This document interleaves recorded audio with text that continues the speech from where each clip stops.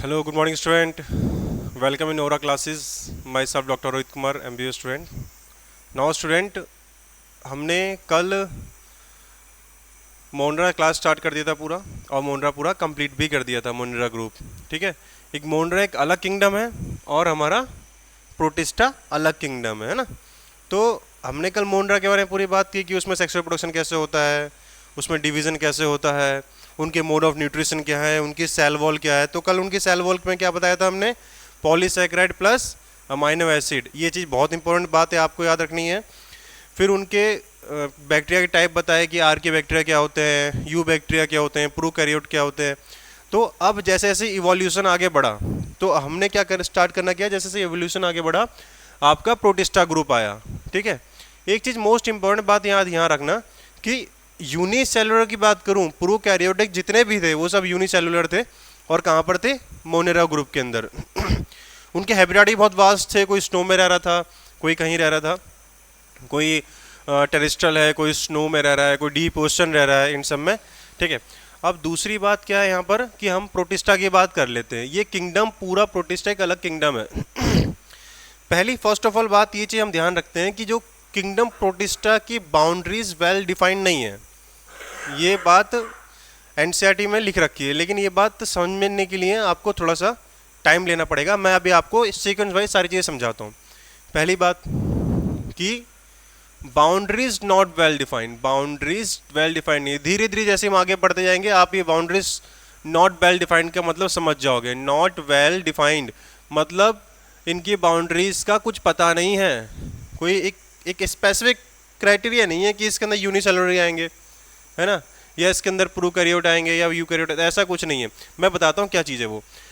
देखो यहाँ लिखा है all single cell eukaryotes are placed under protista, है ना. जितने भी सिंगल सेल यूकैरियोट्स हैं सबके सब कहाँ पर रख दिए हमने, प्रोटिस्टा के अंदर रख दिए हैं. तो ये इसमें इंपॉर्टेंट बात क्या है, क्वेश्चन आता है कि सिंगल सेल मतलब यूनिसेलुलर. यूनिसेलुलर जितने भी ऑर्गेनिज्म हैं और जितने भी यूकैरियोट्स है, नॉट प्रोकैरियोट्स. प्रोकैरियोट्स का तो हमारा ग्रुप बन चुका था मोनरा, लेकिन अब हमारे पास यूनिसेलुलर यूकैरियोट्स थे. एक्चुअली प्रोटिस्टा पहले ग्रुप डिफाइंड नहीं था. ये प्रोटिस्टा बाद में डिफाइन हुआ जब बहुत ज़्यादा मतभेद होने लगे चीज़ों को लेकर के. तो यूनिसेलुलर यूकैरियोट्स का पहला ग्रुप है प्रोटिस्टा. ठीक है. अब दूसरे आगे बढ़ते हैं. इनकी बाउंड्रीज किंगडम की नॉट वेल डिफाइंड. इनकी किंगडम की बाउंड्रीज वेल डिफाइंड नहीं है. कुछ कहते हैं आप फोटोसिंथेटिक प्रोटिस्टन. अब जैसे सपोज मान लो क्लेमाइडोमोनास पूरे प्लांट के कैरेक्टर है, क्लोरोफिल पाया जाता है, फोटो ऑटोट्रॉफ है, खुद ब खुद खाना बनाता है. ठीक है ना. मतलब जो ये है लाइट जो आती है इसका संश्लेषण करता है, तब उसके बाद जाके खाना बनाता है. सारे कैरेक्टर किसकी तरह है, प्लांट की तरह. लेकिन क्या हो गया, यूनिसेलुलर हो गया. तो यूनिसेलुलर की वजह से हमने इसको कहाँ रख दिया, प्रोटिस्टा के अंदर. क्योंकि हमने एक क्राइटेरिया बनाया था कि यूनिसेलुलर सारे यूकैरियोट्स प्रोटिस्टा के अंदर पाए जाते हैं ना.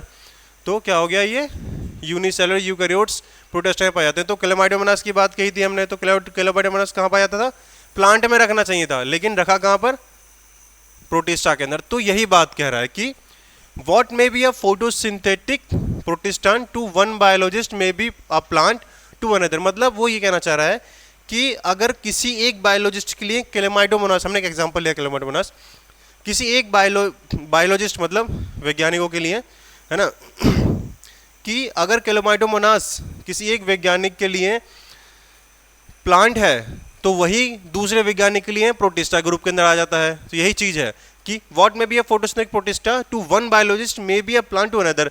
क्या पता दूसरे के लिए वो प्लांट की तरह, वो बोले नहीं भाई मैं तो प्लांट में रखूंगा इसको, लेकिन कोई बोले नहीं हम तो प्रोटिस्टा में रखेंगे क्योंकि यूनिसेलुलर है. तो ये वाद विवाद चलते रहते. हालांकि अभी जो हम मैंने ये चीज़ पहले भी आपको क्लियर करी थी कि जो क्लेमाइडोमोनास है और जो कुछ एल्गी हैं, क्लोरेला, है ना, इन सबको पढ़ते जरूर हम एल्गी के अंदर है, लेकिन रखते कहाँ पर है, प्रोटिस्टा के अंदर. तो ये चीज़. अब इस बुक में हमें 5 ग्रुप पढ़ने हैं. कौन से, chrysophyte, dinoflagellates, euglenoids, slime mould and protozoans. तो इन 5 ग्रुप्स की हमें स्टडी करनी है. किस किस की, प्रोटोजोअन, क्राइजोफाइट, सबसे पहले क्राइजोफाइट्स, दूसरा डाइनोफ्लैजिलेट्स, तीसरा euglenoids, slime modes and protozoan. Under the protista इसके अंदर 5 ग्रुप आते हैं, पहले याद करो कौन कौन से हैं। Chrysophyte, dinoflagellates, euglenoids, slime mould and protozoan, ये 5 ग्रुप किसमें आते हैं हमारे प्रोटिस्टा के अंदर। अब एक चीज़ ध्यान रखना, ये मोस्ट इंपॉर्टेंट लाइन है कि प्रोटिस्टा का जो ग्रुप है वो प्राइमरली एक्वेटिक है। ये लाइन क्यों दर्शाती है कि प्राइमरली एक्वेटिक है? भाई और भी तो सारी चीज़ों में जा सकते हैं ना, प्रोटिस्टा में टेरेस्ट्रियल में जा सकता है, प्राइमरली एक्वेटिक क्यों है? क्योंकि देखो एक चीज़ याद रखना कि एक यूनिसेलुलर ऑर्गेनिज्म है, ये पानी है, यहाँ एक यूनिसेलुलर ऑर्गेनिज्म है। तो यार एक बात बताओ, इसको यूनिसेलुलर ऑर्गेनिज्म को पानी से ऑक्सीजन और CO2 दोनों मिल जाते हैं, खाना भी इसको आसानी से मिल जाता है, आसपास तैर के आ जाता है, किसी कहीं जाने की जरूरत नहीं पड़ती है। तो यूनिसेलुलर जो ऑर्गेनिज्म होते हैं ना, उनके पास इतनी वेराइटीज़ नहीं होती लोकोमोशंस की एंड ऑल चीज़ों की, तो उन्हें इतनी परेशानी नहीं पड़ती। तो पानी में रहेंगे तो कोई परेशानी नहीं पड़ेगी, खाना भी तैर के आ जाएगा, खुद CO2 ऑक्सीजन सारी चीज़ें ले लेंगे। तो इसी वजह से प्रोटिस्टा जो है ना प्राइमरली एक्वेटिक रहा है ना। और एक चीज़ और, लाइफ भी ये इससे ही आई है ना, सबसे पहले जो लाइफ ओरिजिनेट हुई है कहाँ पर ओरिजिनेट हुई है? वाटर के अंदर ओरिजिनेट हुई है, क्योंकि वाटर एक बहुत अच्छा मीडियम है, हर चीज़ को ऑक्सीजन CO2 ट्रांसपोर्ट अपने आप हो जाता है, खाना भी अपना भी चल के आ जाता है पास में, ज़्यादा उतनी मेहनत नहीं करनी पड़ती है जैसे टेरेस्ट्रियल में करनी पड़ती है, ठीक है। इसलिए तो यूनिसेलुलर है। और तो समझे ये प्राइमरी एक्वेटिक क्यों है, ये बस मैं ये समझाना चाह रहा हूँ। अब एक चीज़ और कि देखो दो चीज़ आई थी, एक तो मोनेरा ग्रुप था हमारा, मोनेरा, फिर प्रोटिस्टा, मोनेरा हो गया, प्रोटिस्टा हो गया, फिर यहाँ से प्रोटिस्टा से एनिमिलिया हो गया, फंजाई हो गया, प्लांटे हो गया, ये सब ग्रुप बने। अब एक चीज़ याद रखना क्या याद रखोगे यहाँ पर, कि यहाँ पर मोनेरा ग्रुप प्रोकैरियोट था है ना, और प्रोटिस्टा क्या था? यूकैरियोट था, और ये भी क्या था? यूकैरियोट था, ठीक है। तो एक चीज़ याद रखो कि मोनेरा, प्रोटिस्टा, फिर प्रोटिस्टा के बाद कौन से? फंजाई, प्लांटे, एनिमिलिया, ये सारे किंगडम्स आए। तो हमने क्या है, मोनेरा के अंदर क्या है, ये प्रोकैरियोट था मोनेरा, प्रोटिस्टा यूकैरियोट था। अब जाहिर सी बात है मोनेरा प्रोकैरियोट है, इसका मतलब इसमें वेल डिफाइंड न्यूक्लियस नहीं है। अब इवोल्यूशन जैसे आगे बढ़ा तो प्रोटिस्टा के अंदर वेल डिफाइंड न्यूक्लियस आना शुरू हो गया, न्यूक्लियर मेम्ब्रेन आना शुरू हो गई, वेल डिफाइंड न्यूक्लियस आना शुरू हो गया, है ना। एक चीज़ और ध्यान रखना कि मोनेरा के अंदर सेक्सुअल रिप्रोडक्शन कैसा था? नॉर्मल था, DNA ट्रांसफर था, वही तो सेक्सुअल रिप्रोडक्शन था। मतलब ट्रू सेक्सुअल रिप्रोडक्शन नहीं कह सकते हो। ट्रू सेक्सुअल रिप्रोडक्शन मतलब जिसमें बाकायदा खुद गैमिट बने और फ्यूज भी हो, मतलब जाइगोट फॉर्मेशन भी हो, तभी आपकी चीज़ें जो है ना ये सेक्सुअल रिप्रोडक्शन ट्रू माना जाएगा। उसमें क्या था कि ऐसा कोई गैमिट फॉर्मेशन नहीं था, और सबसे बता सपोज दैट मान लो गैमिट फॉर्मेशन हो भी जाता है तो फिर वो फ्यूज नहीं थे। तो दैट्स वाई हमारा क्या था, ये प्रोकैरियोट्स के अंदर सेक्सुअल रिप्रोडक्शन ठीक नहीं था, मतलब था लेकिन प्रीमिटिव टाइप का था कि DNA ट्रांसफर हो गया बस, इनफ है इट्स। यूकैरियोट के अंदर धीरे धीरे आ गया ही। तो इसमें यूकैरियोट में सबसे बड़ी मेन बात तो कि यूकैरियोट्स का मतलब ही है कि वेल डिफाइंड न्यूक्लियस, उनके ऑर्गेनल के ऊपर न्यूक्लियर मेम्ब्रेन होती है, ठीक है। प्रोकैरियोट में तो कोई ऑर्गेनल नहीं था, ना माइटोकॉन्ड्रिया ना कुछ, मेम्ब्रेन से ही सारी चीज़ें हो रही हैं। इनमें माइटोकॉन्ड्रिया आ गया, mitochondria well defined nuclear membrane आ गई, वेल डिफाइंड माइटोकॉन्ड्रिया मेम्ब्रेन आ गई, तो वो सारी चीज़ें क्या है प्रोटिस्टा के अंदर। तो अब यहाँ से ग्रुप आगे बढ़ना शुरू हुए। तो मैं ये चीज़ बताने के लिए मैं तुम्हें ये समझाने की कोशिश कर रहा हूँ कि मोनेरा से प्रोटिस्टा, प्रोटिस्टा से एनिमिलिया, फंजाई, प्लांटे। तो मतलब ये देखो, ये इनके बीच का एक लिंक बन गया ना, ये किसके बीच का? मोनेरा और एनिमिलिया, फंजाई, प्लांटे, इन सबके बीच के लिंक है कौन? प्रोटिस्टा। मतलब मोनेरा के बाद डायरेक्टली एनिमल नहीं आए, या फंजाई नहीं आए, या प्लांट या सब नहीं आए, मोनेरा के बाद डायरेक्टली क्या आया? प्रोटिस्टा आया। तो प्रोटिस्टा क्या है? एक लिंक है। देखो एनसीईआरटी लिखती है कि this kingdom forms a link with other dealing with plant, animals and fungi. मैं बोला था ना कि ये जो प्रोटिस्टा है ना, ये लिंक है किसके बीच में? प्लांट्स, एनिमल और फंजाई। तो बेटा समझाया मैंने आपको कि कैसे ये लिंक है। ये लिंक किस चीज़ से? प्रोकैरियोट यूकैरियोट से। प्रोकैरियोट से डायरेक्टली यूकैरियोट की तरफ गए, और यूकैरियोट की वजह से ये एनिमिलिया, फंजाई, प्लांट गए। तो ये यूकैरियोट, पहला यूकैरियोट आने की वजह से ये लिंक बन गया इन सब चीज़ों के बीच में। किसके बीच में लिंक है ये? एनिमल के बीच में, प्लांट के बीच में, फंजाई के बीच में, और मोनेरा ग्रुप के बीच का लिंक है कौन? प्रोटिस्टा। चलो बेटा आगे बढ़ते हैं। बीइंग यूकैरियोट्स, मैंने अभी आपको यूकैरियोट्स की सारी बताई थी कि यूकैरियोट्स में वेल डिफाइंड न्यूक्लियस होता है, न्यूक्लियर मेम्ब्रेन होता है, और आपका क्या कहते हैं इसका ये ऑर्गेनेल्स पाए जाते हैं, है ना, ये सब चीज़ें बताई थी। देखो यहाँ पे वही लिखा है, जल्दी जल्दी पढ़ते हैं इसको। Being eukaryote the protistan cell body contain well defined nucleus. देखा, प्रोटिस्टा की cell body well defined nucleus contain करती है। तो अब आगे कभी ये गलती मत करना कि यूनिसेलुलर है तो वेल डिफाइंड न्यूक्लियस नहीं होगा, नहीं। यूनिसेलुलर में दो टाइप के हैं, प्रोकैरियोट एंड यूकैरियोट्स। प्रोकैरियोट में वेल डिफाइंड न्यूक्लियस नहीं होगा, यूकैरियोट में वेल डिफाइंड न्यूक्लियस होगा। इसका मतलब प्रोटिस्टा के अंदर वेल डिफाइंड न्यूक्लियस भी होगा और वो सारी गतिविधियां, वो सारी एक्टिविटीज होंगी जो एक वेल डिफाइंड यूकैरियोट में होता है, जो एक एनिमल सेल में होता है, जो एक प्लांट सेल के अंदर होता है। अंडरस्टैंड? अब देखो, मेम्ब्रेन बाउंड ऑर्गेनेल नहीं होते हैं, कुछ के पास फ्लैजिला पाए जाते हैं। भाई मूवमेंट भी तो चाहिए ना, तो कुछ के पास फ्लैजिला पाए जाएंगे, कुछ के पास सीलिया भी होंगे। अभी पता चलेंगे सीलिया किस किस के पास होता है, किसके पास नहीं होते। अब प्रोटिस्टा रिप्रोड्यूस करता है, एसेक्सुअली भी करता है और सेक्सुअली भी करता है। अब देखो, एसेक्सुअली एंड सेक्सुअली ये दो टाइप के हमारे पास रिप्रोडक्शन है। तो रिप्रोडक्शन के दो प्रकार है, कौन? सेक्सुअली और एसेक्सुअली, है ना। पहले हम एसेक्सुअली की बात करते हैं। एसेक्सुअली ना बहुत जल्दी स्पीड अप करने के लिए होता है, कि मतलब बहुत स्पीड में चीज़ों को जल्दी जल्दी मल्टीप्लाई कर दिया, वो होता है एसेक्सुअल। इसमें क्या होता है कि कोई पार्ट कट गया या कोई पार्ट टूट गया तो वो रीजनरेट कर दिया, फ्रेगमेंटेशन, ये सब एसेक्सुअल रिप्रोडक्शन का पार्ट है। अगर मैं बेसिक बहुत लो लेवल पे डेफिनेशन बताऊं एसेक्सुअल की, तो एसेक्सुअल रिप्रोडक्शन में गैमेट फॉर्मेशन होते हैं लेकिन वो फ्यूज नहीं होते हैं, ठीक है। अब अगर बात करूं मैं सेक्सुअल रिप्रोडक्शन के, तो गैमेट फॉर्मेशन होते हैं, जाहिर सी बात गैमेट फॉर्मेशन होंगे, और लेकिन वो फ्यूज कर जाते हैं। यही सबसे बड़ा मेन डिफरेंस है किसमें, सेक्सुअल और एसेक्सुअल के बीच में। क्या कि एसेक्सुअल में भी गैमेट बन सकते हैं लेकिन फ्यूज नहीं करते। अगर फ्यूज कर जाएंगे तो वो सेक्सुअल रिप्रोडक्शन की कैटेगरी में चला जाएगा, ठीक है। तो हमारा सेक्सुअल एसेक्सुअल भी हो गया। तो मैंने क्या बोला, प्रोटिस्टा यूकैरियोट है तो उसमें सारी चीजें होंगी जो एक नॉर्मल उसमें होती हैं, तो सेक्सुअल प्रोडक्शन भी होगा इन्वॉल्विंग। देखो, सेल फ्यूजन मैंने बोला और जाइगोट फॉर्मेशन भी बोला मैंने। क्यों? गैमेट फॉर्मेशन, देखिए गैमेट क्या, एक सेल ही तो है, और क्या है। तो सेल फॉर्मेशन, तो क्या कहते हैं, जो ये है हमारा सेल फ्यूजन, मतलब गैमेट्स का फ्यूजन होगा। अब बताओ, गैमेट्स का फ्यूजन होगा तो बेटा क्या बनेगा? जाहिर सी बात है, गैमेट का फ्यूजन होगा तो जाइगोट का फॉर्मेशन होगा। तो जब गैमेट फ्यूज हो जाएगा तो क्या होगा, आपका जाइगोट का फॉर्मेशन बन जाएगा। जब दो गैमेट फ्यूज करते हैं तो जाइगोट के फॉर्मेशन हो जाते हैं। अब बेटा आगे पढ़ते हैं। इसके हमने 5 ग्रुप बताए थे, कौन कौन से? क्राइजोफाइट्स, डाइनोफ्लैजिलेट्स, यूग्लिनॉइड्स, और कौन से थे? स्लाइमोड एंड प्रोटोजोअन्ट्स, ठीक है। ये इसके 5 ग्रुप हैं। तो प्रोटिस्टा की इतनी सारी डेफिनेशंस और वेल डिफाइंड चीज़ें हैं, ये सब याद करनी है। आगे नेक्स्ट बढ़ते हैं।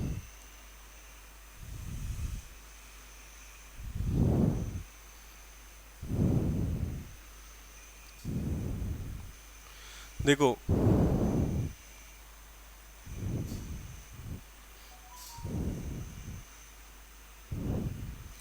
अब पढ़ते हैं क्राइजोफाइट्स, इसका फर्स्ट ग्रुप। तो हमें ना इसमें पहले 3 चीजें करनी है। क्राइजोफाइट्स में पहले 3 चीजें क्या करनी है हमें? सिंपल पहले तो सबसे पहले सेल वॉल के बारे में पढ़ लेना है ना। सबसे पहले क्या करना है? सेल वॉल के बारे में पढ़ना है। सेल वॉल, ये ना, ये पढ़ने के तरीके हैं। फर्स्ट आप सेल वॉल के बारे में पढ़ो, ठीक है। फिर आप इनके न्यूट्रिशन के बारे में पढ़ लो, ठीक है। अब न्यूट्रिशन पढ़ गया, खाना पानी हो गया, अब क्या करेंगे? अब इनके हैबिटेट के बारे में पढ़ेंगे कि कहाँ पर इनका आवास है, रहते कहाँ पर हैं ये, ठीक है। अब हैबिटेट भी होगी, अब क्या करोगे? अब हैबिटेट के बाद फिर इनकी कुछ इंपॉर्टेंट चीज़, इनका नेचर में इंपॉर्टेंस क्या है वो तो पढ़ेंगे ना। तो उसमें इंपॉर्टेंस पढ़ लेते हैं कि इनके नेचर में इंपॉर्टेंस क्या है। देखो, ये पॉइंट के हिसाब से पढ़ोगे ना तो चीज़ें आसानी से याद हो जाएंगी। कि पहले हमें क्या पढ़ना है? सेल वॉल पढ़ना है, ठीक है। फिर क्या पढ़ना है? उनके न्यूट्रिशन पढ़ना है कि वो खाते क्या है, किस टाइप का मोड ऑफ न्यूट्रिशन है। फिर क्या करना है? उनका हैबिटेट करना है।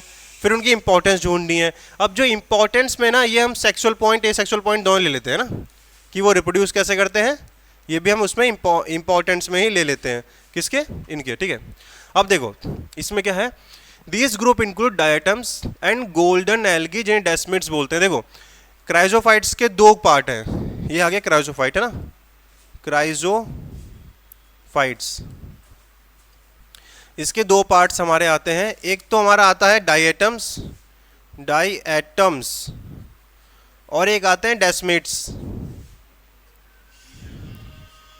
जिसे हम गोल्डन एल्गी बोलते हैं। गोल्डन एल्गी, है ना। देखो, लेकिन अभी हम डेस्मिड्स पे चर्चा नहीं करेंगे, हम चर्चा करेंगे किस पे? डायटम्स पे। क्यों?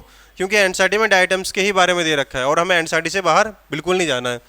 तो बेटा क्या है कि हम डायटम्स और ये गोल्डन एल्गी, ये 2 इसके एग्जाम्पल है क्राइजोफाइट्स के। आप ये एग्जाम्पल याद रखो कि डायटम्स और गोल्डन एल्गी किसका एग्जाम्पल है? क्रायोजोफाइट्स की। अब एक चीज और, ये आंखों से दिखते नहीं है, ये माइक्रोस्कोपिक होते हैं,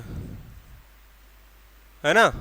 माइक्रोस्कोपिक मतलब माइक्रोस्कोप से जो दिखते हो, माइक्रोस्कोपिक, बहुत छोटे होते हैं, बहुत ही ज़्यादा छोटे, ठीक है, माइक्रोस्कोपी होते हैं, ठीक है, क्रायोजोफाइट्स। अब पहली बात, they are found in fresh water, ये फ्रेश वाटर में पाए जाते हैं और मैरीन इन्वायरमेंट पाए जाते हैं। ये मोस्ट इंपॉर्टेंट है कि क्रायोजोफाइट प्योरली मैरीन नहीं होते हैं, ठीक है, ये कहाँ का पाए जाते हैं? फ्रेश वाटर में पाए जाते हैं और मैराइन इन्वायरमेंट में पाए जाते हैं।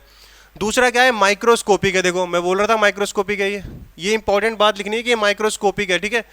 कौन कौन से? एक तो ये फ्रेश वाटर है और मेराइन मतलब समुद्री इलाकों में पाए जाते हैं, खारे पानी में पाए जाते हैं और मीठे पानी में पाए जाते हैं, मतलब फ्रेश वाटर में पाए जाते हैं। माइक्रोस्कोपिक बहुत छोटे हैं। फ्लोट पैसिवली, फ्लोट पैसिवली का मतलब क्या है कि देखो, एक तो ये क्रायोजोफाइट्स के पास ना फ्लैजिला नहीं होता। प्रोटिस्टा मैंने पहले पढ़ लिया था कि फ्लैजिला प्रेजेंट इन सम, है ना, अगर मूवमेंट कर रहा है तो किसी में प्रेजेंट है, उसमें उसने ये नहीं बोला कि फ्लैजिला सभी में प्रेजेंट है, उसने बोला फ्लैजिला प्रेजेंट इन सम। तो क्या है फ्लोट पैसिवली का मतलब? क्या है? अगर ये पानी में ऐसे पड़ा हुआ है, इसके पास फ्लैजिला है नहीं, अब पानी में ये पड़ा हुआ है, अभी ये तैरेगा कैसे? अब तैरेगा कैसे? ये इस टाइप से तैरेगा कि अगर पानी इधर जिस धार, पानी की धारा जिस डायरेक्शन में जाएगी, है ना, ये उसी डायरेक्शन में तैरना शुरू कर देगा। तो बस यही देखो लिखा है ना, passively in water current. Passively का मतलब क्या है? पैसिवली का मतलब कोई ताकत लगाने की जरूरत ही नहीं है, ना किसी एनर्जी खर्च करने की जरूरत। एक होता है ना process, active process, passive process, है ना, तो ये वही प्रोसेस है कि पैसिवली का मतलब आपको कोई ताकत लगाने की जरूरत नहीं है, जिस डायरेक्शन में वाटर करंट जा रहा है आप उसी डायरेक्शन में जाओगे। तो इसी वहाँ आंसर लिखती है कि दे फ्लोट पैसिवली, फ्लोट मतलब तैरना, है ना, और तैरने के लिए, और वही पैसिवली फ्लोट करते हैं, कोई ताकत लगानी नहीं पड़ती है, वाटर करंट के साथ फ्लो करते हैं, इसीलिए इनको प्लैंकटन भी कहा जाता है। एक मोस्ट इंपोर्टेंट बात और कि इनको प्लैंकटन भी कहा जाता है, ठीक है। तो इनको क्या क्या कहता है? माइक्रोस्कोपिक होते हैं, प्लैंकटन होते हैं, फ्रेश वाटर में रहने पाए जाते हैं और पैसिवली फ्लो करते हैं वाटर के ऊपर। अब एक चीज और, अब हम पढ़ते हैं इसमें से most of them photosynthesis, NCERT लिखती है ज्यादातर, मोस्ट ऑफ देम, ज्यादातर, इनमें सभी नहीं होते हैं। गोल्डन एल्गी की कुछ वेराइटीज होती हैं जो हो जाती हैं, बाकी ज़्यादातर जो होते हैं ना, मोस्ट ऑफ देम, इसमें क्या होते हैं कि आपके फोटोसिंथेटिक होते हैं, मतलब खुद से स्वयं खाना बना सकते हैं। सिर्फ 3 ही ग्रुप हैं ये फोटोसिंथेटिक, डायटम्स, क्रायोजोफाइट्स और आगे यूग्लिनेट्स और आएगा, वो भी उस यूग्लिनेट्स का हम आगे पढ़ेंगे कि उसमें भी हिटोट्रॉफ्स और ऑटोट्रॉफ दोनों न्यूट्रिशन पाए जाते हैं अभी। लेकिन बस इतना याद रखो, क्रायोजोफाइट कौन से होते हैं? फोटोसिंथेटिक, ठीक है। तो ये तो हमारा क्या आ गया, इसकी नॉर्मल जो इसकी वो है इंट्रोडक्शन हो गया, किसका इंट्रोडक्शन हो गया? किसका? क्रायोजोफाइट्स का, ठीक है। एक बार रिपीट करता हूँ कि डायटम्स और डेस्मेंट्स गोल्डन एल्गी पाए जाते हैं, फ्रेश वाटर और मैराइन एनवायरनमेंट पाए जाते हैं, वो सॉरी ये क्या कहते हैं, प्लैंकटन्स होते हैं, ये वाटर करंट के साथ फ्लो करते हैं और ज़्यादातर जो होते हैं इनमें फोटोसिंथेटिक होते हैं। अब देखो डायटम्स में क्या होता है, इन diatoms the cell walls forms 2 thin overlapping shells. कभी वो देखा अपने घर के अंदर जहाँ पर ये सूप बॉक्स जो होता है, जिसमें ये नहाने का साबुन रखते हैं आप अपने, तो जैसे सूप बॉक्स जो होता है ना, ये एक दूसरे पे ओवरलैपिंग करता है इस टाइप से, ये इसकी है ना, ये ऐसे करके ओवरलैपिंग करता है सूप बॉक्स एक दूसरे के ऊपर। तो जब ये ओवरलैपिंग करता है ना, इसकी ये मैं एक डायग्राम यहाँ बनाता हूँ, ये ऐसे एंड ये ऐसे, है ना, ये इनकी क्या है? सेल वॉल है, और इसके चारों तरफ ना ऐसे ऐसे करके सिलिका प्रेजेंट होता है। मैं पेन चेंज करता हूँ कलर, इनके चारों तरफ ऐसे ऐसे करके सिलिका होता है, ये देखो, ये सिलिका ऐसे ऐसे परसेंट होता है ना। और ये सिलिका क्या होता है? SiO2, सिलिकॉन की ऑक्साइड। ये कहाँ पाया था सिलिका? ये मिट्टी के अंदर पाया जाता है। जो ये आप देखा ना चिकनी मिट्टी, ये बालू होती है, रेत होता है, उसको आप उठा के देखो, जो चमकता जो है वो पदार्थ क्या होता है? सिलिका होता है। और सिलिका क्या होता है? इनडिस्ट्रक्टिबल होता है। क्यों इनडिस्ट्रक्टिबल होता है? क्योंकि उसको मारने कोई एंजाइम ही नहीं अब तक आया, उसको पिघलने का, उसको गलाने कोई एंजाइम ही नहीं आया है, इसलिए सिलिकॉन क्या है? इनडिस्ट्रक्टिबल है, मतलब खत्म नहीं हो सकता। तो क्या हो सकता, क्या है ये? डायटम्स है सूप बॉक्स की तरह, जिसकी हम करते हैं ना नहाने के साबुन जिसमें रखते हैं, उसी की सूप बॉक्स के आकार की तरह ये क्या होता है? ऐसे फिर आप उसको ऊपर से खोलते हो, फिर इसमें साबुन निकालते हो ना, वही वाली बात है कि सूप बॉक्स है ये, उसी की तरह इनकी सेल वॉल होती हैं, ओवरलैपिंग सेल वॉल होती हैं। यहाँ लिखा है देखो, diatoms cell walls forms 2 thin overlapping cells which fit together as a soap box. ऐसे नहाने के साबुन का बॉक्स होता है उसकी तरह फिट होती हैं। तो ये भी बहुत इंपॉर्टेंट पॉइंट याद रखना है कि डायटम्स की cell wall 2 thin overlapping cell wall होती है, ये चीज़ याद रखनी है आपको ना, 2 thin overlapping cell wall. The cell walls are embedded with the silica, मैंने बता दिया है कि सेल वॉल के ऊपर सिलिका प्रेजेंट होती है। देखो ये ऊपर सिलिका ऐसे प्रेजेंट होती है, and thus the walls are indestructible. Silica present है, जाहिर सी बात है, कोई मार नहीं सकता, इंडस्ट्रक्टिबल वॉल है, ठीक है। दस the diatoms have left behind large amount of cell wall deposit in the habitats. अब देखो क्या होता है, देखो यार डाइटम्स है, बहुत छोटी चीज़ है, खाने वाला कोई है नहीं, ठीक है, इनको और भी लोग डिफरेंट डिफरेंट लोग खाते हैं, लेकिन इतने सारे अमाउंट में है ये कि अगर ये धीरे धीरे मरते जाते हैं ना, तो मरने के बाद क्या होता है, ये नीचे जल, जिसकी ये सपोज दैट यहाँ कोई डाइटम है ना, अब ये यहाँ पर ये डाइटम्स धीरे धीरे धीरे धीरे बहुत सारे डाइटम्स थे, ये मरते गए और ये यहाँ पर आते गए आते गए आते गए आते आते गए, ठीक है। अभी इतने ज़्यादा अमाउंट में आ जाते हैं, इतने ज़्यादा अमाउंट में आते हैं ना कि ये नीचे ना एक एक उसका मट्टी का फॉर्मेशन कर लेते हैं, मतलब एक सॉइल का फॉर्मेशन कर लेते हैं, और इसी चीज़ को हम क्या बोलते हैं, डायटोमिसस अर्थ। अगर मान लो ये बहुत ओवर मिलियन ऑफ ईयर तक ये ऐसे ही यहाँ पर वहाँ पर मरते गए और नीचे समुद्र में ये बैठते गए, तो उससे क्या होता है, एक पूरी सिलिका की अर्थ फॉर्म हो जाती है, उसे हम क्या होते हैं, डायटोमिसस अर्थ बोलते हैं। देखो क्या लिखा है, 10 diatoms have left behind large amount of cell wall deposit in their habitats. जहाँ वो रहते हैं उस निवास में वो बहुत सारे अपने सेल वॉल के साथ, देखो लिखा है, the diatoms have left behind large amount of cell wall deposit, मतलब डाइटम्स है वो बहुत सारे अमाउंट में सेल वॉल डिपॉजिट करते हैं, और this accumulation over billion of years, बहुत समय, बहुत लाखों करोड़ों अरबों साल बाद, इसको हम डायटमिस अर्थ बोलते हैं, समझे। डायटमिस मतलब डायटम और उससे बनी हुई अर्थ को डायटमिसियस अर्थ। क्यों पता चला क्यों डायटमिसियस अर्थ बनी, क्योंकि वो मरते थे और नीचे चले जाते थे, और उनके ऊपर क्या थी, सिलिका की लेयर लगती थी, जिसके थ्रू वो कोई बैक्टीरिया डिकम्पोज भी नहीं कर पाता था। अब जब बैक्टीरिया डिकम्पोज नहीं कर पाता था उनको, तो वो एक जगह इकट्ठे होते होते वो एक डायटोमिस अर्थ का निर्माण कर लिया, मतलब समुद्र में एक अर्थ का निर्माण कर लिया, डायटोमिस अर्थ। अब बीइंग ग्रिटी का मतलब खुरदरी, मतलब खुरदरी होने की वजह से, अब देखो ह्यूमन है, मनुष्य है, तो कहीं ना कहीं अपना फ़ायदा सोच ही लेता है वो कहीं ना कहीं जा करके, तो ये डायटम से भी उन्होंने अपना फ़ायदा सोचा, क्या कि बीइंग ग्रिटी, खुरदरी होने की वजह से ये कहाँ पर यूज आता है, इनकी जो सॉइल होती है, जो मिट्टी होती है ना, मिट्टी वो खुरदरी होती है। खुरदरी क्यों होती है, सिलिका की लेयर होती है ना, अब जब नीचे बैठ जाएगी तो सिलिका की वजह से खुरदरी हो जाती है।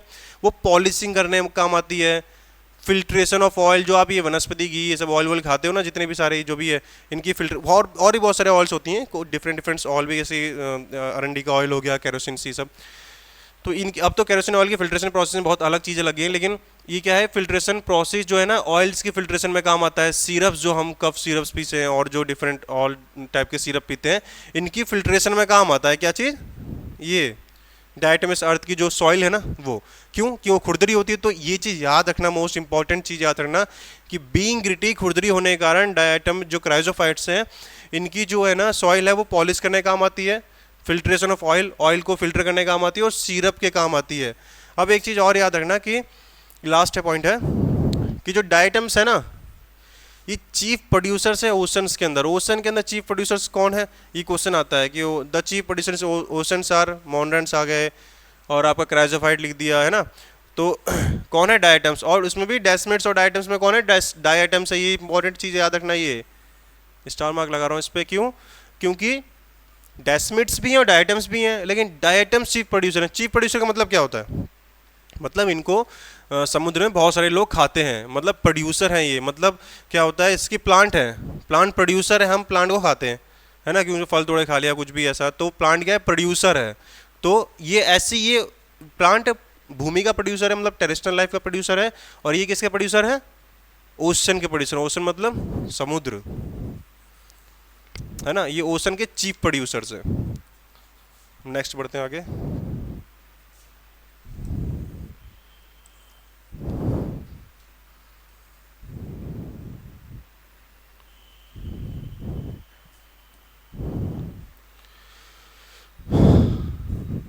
अब देखो एक चीज, डायनोफ्लैजिलेट्स, है ना, इसका पहले मैं डायग्राम बना देता हूँ। हालांकि इसका डायनोफ्लैजिलेट्स का डायग्राम एक दे रखा है ये, लेकिन मैं एक डायग्राम और बनाता हूँ डायनोफ्लैजिलेट्स का, उसके थ्रू आपको एकदम क्लियरिटी हो जाएगी।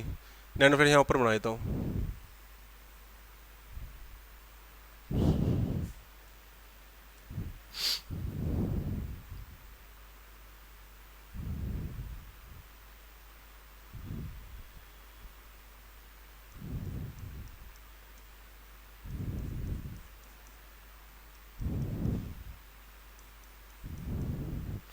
ठीक है,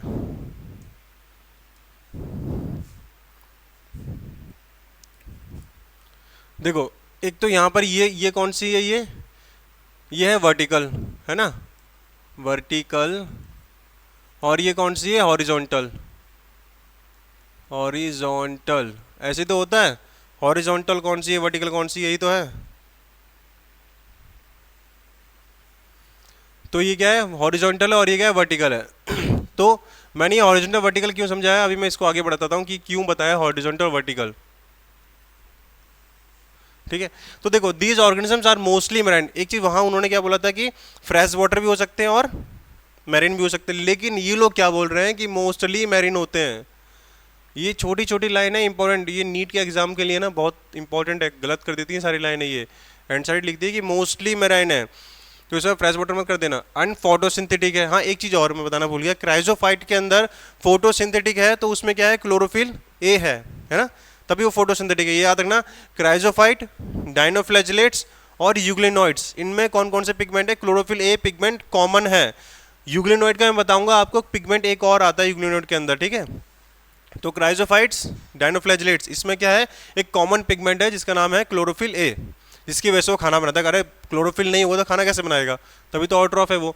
देखो ये फोटोसिंथेटिक है। अब ये डाइनोफ्लैजिलेट्स हैं, डिफरेंट डिफरेंट कलर के हो सकते हैं। कौन से, येलो कलर का हो सकता है, ग्रीन का हो सकता है, ब्राउन का, ब्लू का, रेड का, डिपेंडिंग ऑन मेन पिगमेंट, ठीक है, प्रेजेंट इन देयर। अब देखो एक चीज हो ना, ये जेंथोफिल किसी, क्लोरोफिल ए तो है इनके साथ, इनके पास है ना, वो हर किसी के पास क्लोरोफिल ए क्राइजोफाइट में है, डाइनोफ्लैजिलेट्स में है और अपना यूग्लिनॉइड्स में है।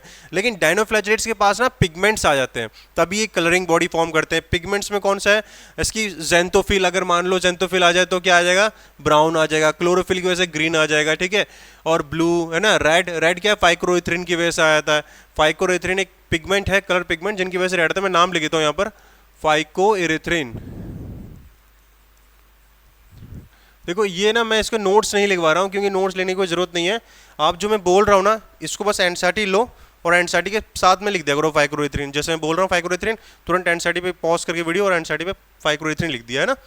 बाकी इसके नोट्स बनाने से कोई मतलब नहीं है, लास्टली आपको एनसीईआरटी ही पढ़नी है, चाहे कुछ भी करो। और सेल्फ नोट्स बनाओगे आप तभी बेटर रहेगा।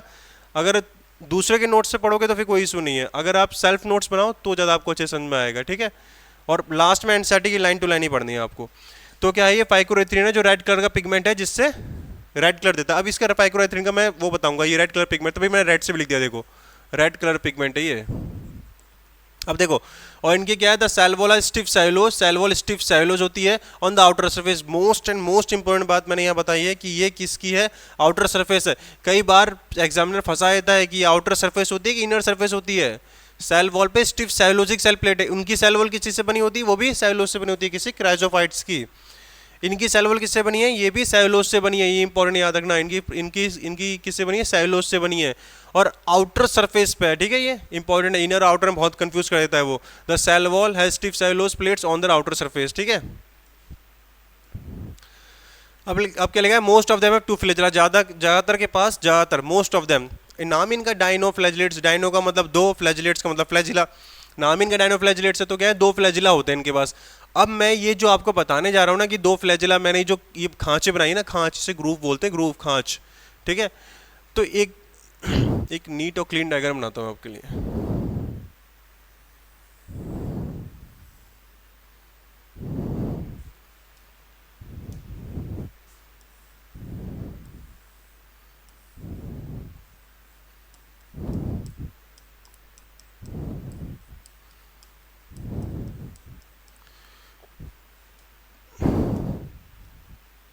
अब देखो ये क्या बोल रहा है कि most of them have two flagella, one lies longitudinally other transversely.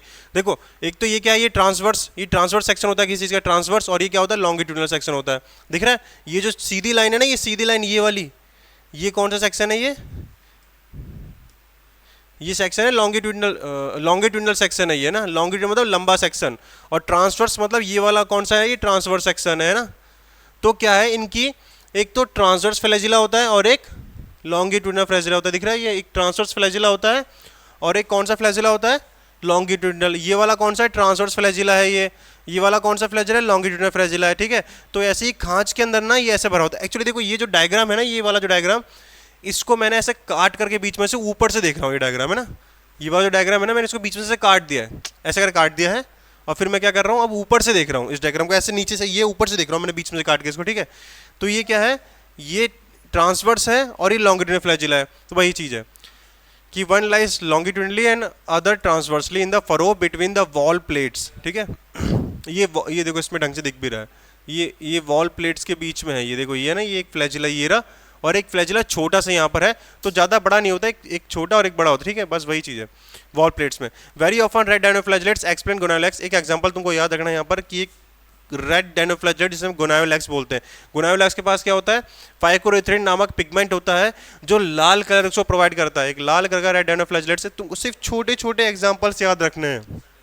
कौन से याद रखने हैं कि रेड डायनोफ्लैजिलेट्स है और उनके पास रेड कलर का पिगमेंट होता है। पिगमेंट याद नहीं रखना है, ऐसा कोई इशू नहीं है, बस एनसीईआरटी में जो है बेटा बस वही याद रखो।